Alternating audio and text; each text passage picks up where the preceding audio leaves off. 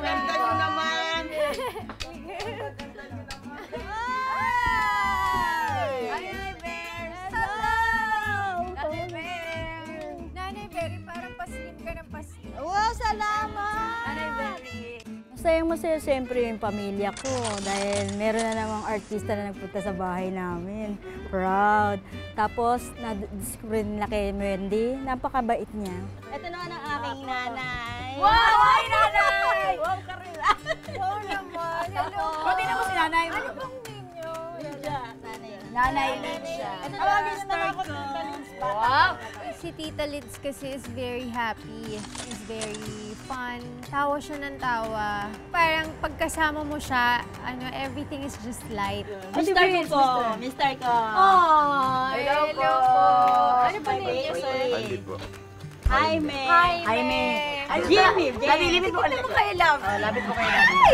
Nagpapakit siya, tapos si tatay naman nagpapaka-masculine. Uy, Nanay Lydia, so ano po, galing din po kayo, yung trabaho niyo po before, ano po yun? Metro 8, iya. Talagang ako ang beautiful na Metro 8. Kayo po ang beauty Pinaka-sexy Metro magwali sa daan. As in?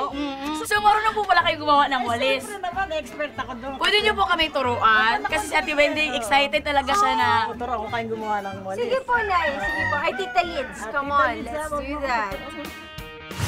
Tuturo ko kayong gumawa ng magandang walis para masubukan nyo kung gaano ka sarap magwalis. First time kong gumawa ng walis na ganun.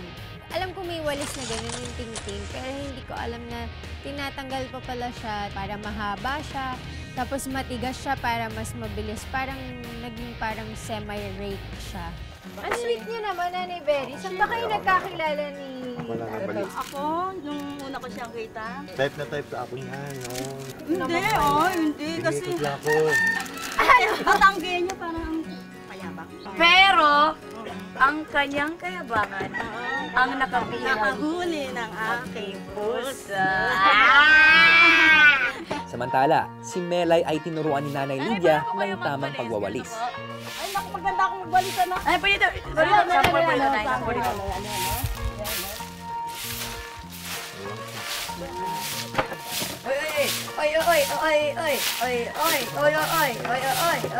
Okay, ready na yung mga walis. Mahaba pang araw at maraming pa tayong gagawin ngayon para ready na tayo and let's go.